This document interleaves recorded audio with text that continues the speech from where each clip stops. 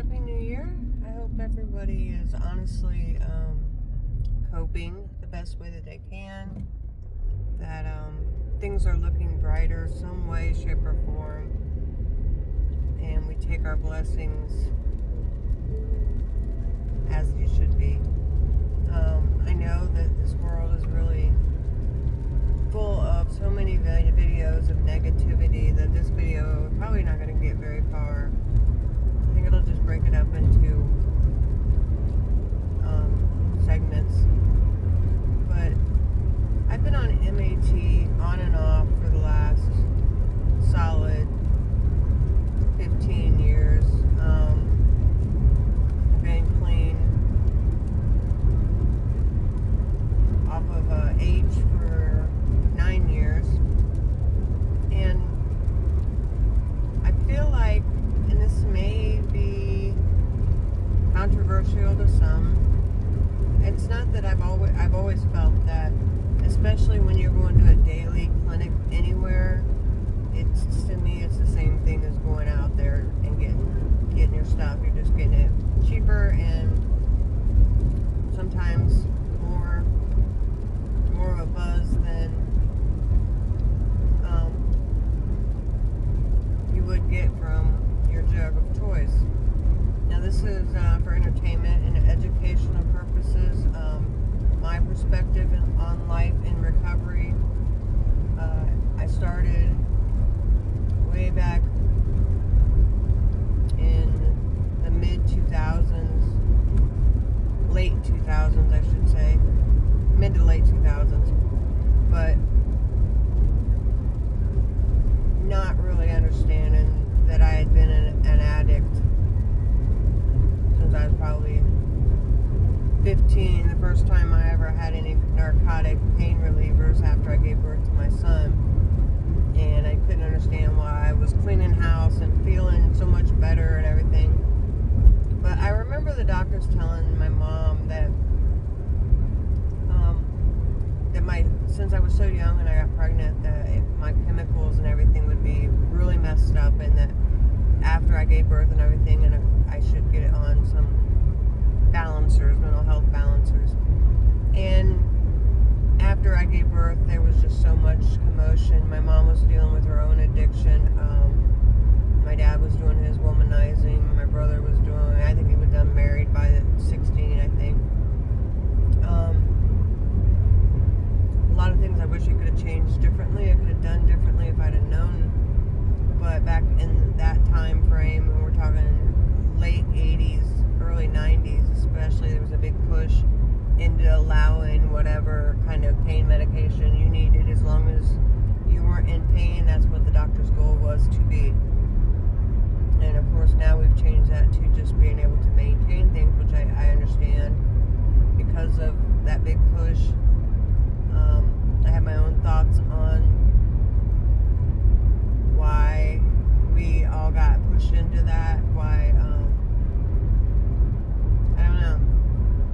I don't know if life is planned, things are planned, or if they're just taken advantage of once they are in place. If that makes sense to you. If it don't, it's scary. But back to the MAT thing. I'm actually on my way to go now. I'm like on the lowest thing I could get, but with the back surgery, I'm not even going to make excuses. With the back surgery and the moving and coming off of prescribed benzos, I just thought that was my best option versus what other options there could be.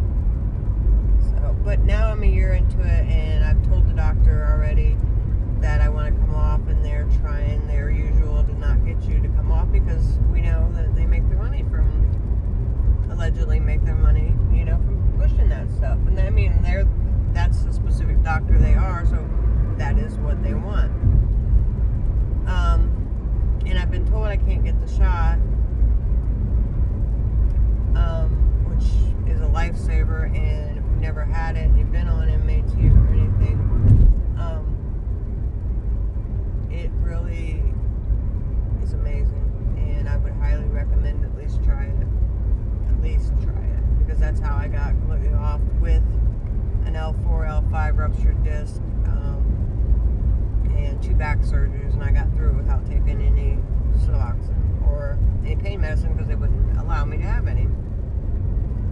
It's another story though. But what's your guys' thoughts? Like, I know people that have been on MAT and then not even the Suboxone or the Sublocade, but like on the methadone and stuff for 15, 17 years. To me, that's, I know I'm not trying to be the pot calling the kettle black, but that's not the point of the MAT. The MAT is to stabilize you and then progressively get you off of it, not make it a lifestyle. And one that the pharmacy or the insurance companies really won't mess with because they know it's what it is. But it works for some, and that's your recovery path. More power to you. It's better, I guess, it's better than the alternative if you're getting the right mental health care, if you're getting the right physical care. I know a lot of people go to these clinics and stuff and think that their doctor is going to have their best interest in mind. Spoiler alert, they care about your addiction and where you're at with that and everything else. Unless they're your family doctor, and I was blessed with one of those in Ohio, they're not, that's not their, and they expect you to go to these places, and I wouldn't have went to get mental health help unless it was, or physical help, unless it was, pushed on me and suggested by my recovery coach when I was early in my recovery. So that's what I guess I hope the come out from getting my certification for peer recovery is to one, be out the MAT myself, but to be able to show and guide people up to where the recovery coaches used to be. Like, they could give you a ride somewhere, they could help you with getting on employment, they could help you get you to your mental health appointments, they could take you to places, to the park or to the museum, or that's the kind of recovery coach, that's the kind of life I want to see back, because I know it worked for a lot of people, and these one-on-one or Zoom meetings, it's not recovery in my book. It's just not. You need to be there in person participating. But that's all for now. I just wanted to kind of speak my piece and say we do recover.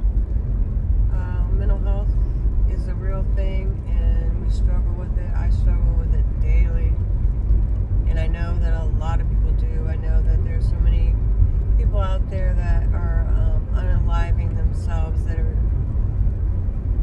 are so young and so disappointed and see no future in this world that they decided to. And this comes from somebody that knows what that's like for those surviving people. So let's just be better. Let's do better. Let's stop the hate. Let's stop the nonsense, the violence, the threats, the dehumanizing people. It's one of our worst traits in the world right now, is the fact that everybody's dehumanized everybody else. There's so many, and I used to think this was BS, and you guys might think this is BS too, but I'm from the generation like Atari through now, and I slowly watched people, the more violent the games became, the more seductive the games became, the more music and little Easter egg things that they hid in those, the more I noticed that, the more that society is totally, and it's not one of the all the reasons, it's just one of the reasons why society is going downhill. Like, when you just shoot somebody and you respawn, and you think that doesn't mess with kids' heads, but it does. Because when my brother died, and this is in 2003, my son was 11, And even then, he thought that he was going to, he said, Mommy's not dead, he'll come back. Like, he really thought that he was going to respond. So I can imagine what children feel in their heads now. Especially with, yeah, I'm definitely going to have to break this video up. But especially with AI and not, like, I can officially say, and we can officially say, the people that are living today, January 2nd, 2026, that we are the last people that can actually say that we've seen things with our own eyes and it be actually real, and we know it. We can, but from now on, we all automatically, everything I say now is it, well, is it AI? Never would I thought in 1979 that I would be living in this world today. God bless you guys. I'll talk soon.